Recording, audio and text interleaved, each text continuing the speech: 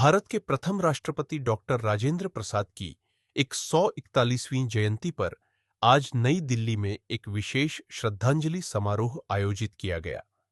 राजेंद्र चिंतन समिति और एनडीएमसी द्वारा आयोजित इस कार्यक्रम में बड़ी संख्या में गणमान्य व्यक्तियों ने उनकी प्रतिमा पर पुष्पांजलि अर्पित की।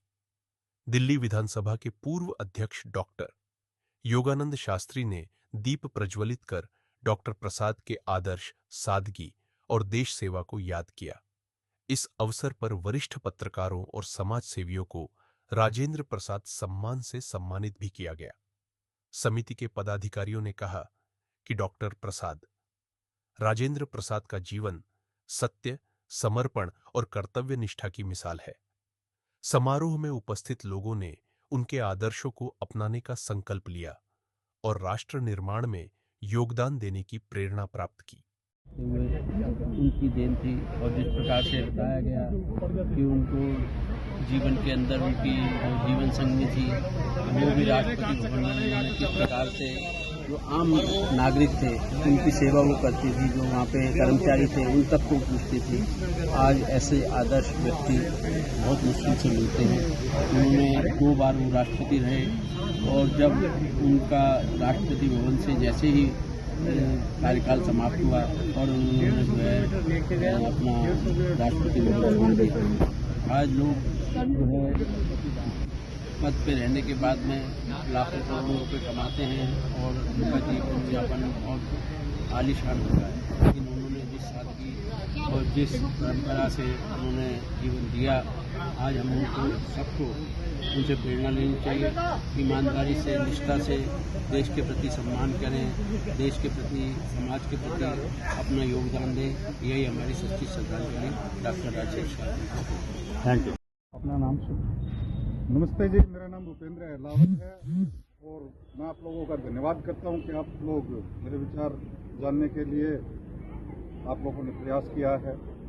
तो आज हम डॉक्टर राजेंद्र प्रसाद जी का जन्मदिवस मना रहे हैं। डॉक्टर राजेंद्र प्रसाद भारत के पहले राष्ट्रपति थे। 1950 से 1962 तक 12 साल का समय इन्होंने राष्ट्रपति के तौर पर बिताया।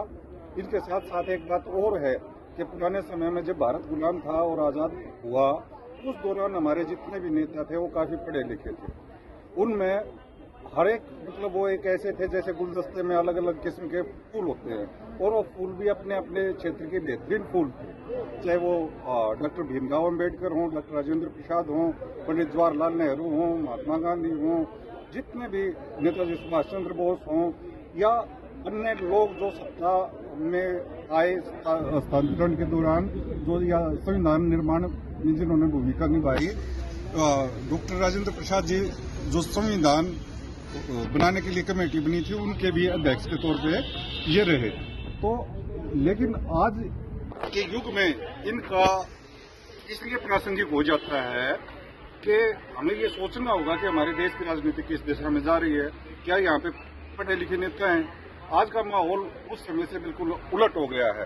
आज कोई नाचने वाली अच्छा नाचने लग जाती है, प्रसिद्ध दिखा लेती है, तो उसको कहते हैं कि भाई इसको टिकट दे दो और उसको संसद में भेज दो। आज के दिन माहौल ऐसा हो रखा है कि अगर कोई किसी भी क्षेत्र में कोई शराब का व्यापारी है, ज्यादा शराब बेचने लग गया और उसके पास ज्यादा पैसा आ गया, उसको कहते हैं भैया इसको संसद में भेज दो। तो आज की युवा पीढ़ी देना चाहेंगे राजेंद्र प्रसाद जी के बारे में जो आप बता रहे हैं? आज की युवा पीढ़ी को यही संदेश है, पहले तो आज के युवा को खुद समर्थ होना चाहिए, उसको अच्छे से पढ़ाई करनी चाहिए, अपने पैरों पे खुद खड़ा होना चाहिए। उसके बाद अगली स्टेज पे जाके अपने घर का काम करते करते उसको सामाजिक चिंतन की तरफ भी थोड़ी सी ऊर्जा लगानी चाहिए और सामाजिक चिंतन करते वक्त उसको अपनी जो दृष्टिकोण है वो दृष्टिकोण उसको रखना चाहिए, उसको संकीर्ण दृष्टिकोण नहीं रखना चाहिए। Thank you.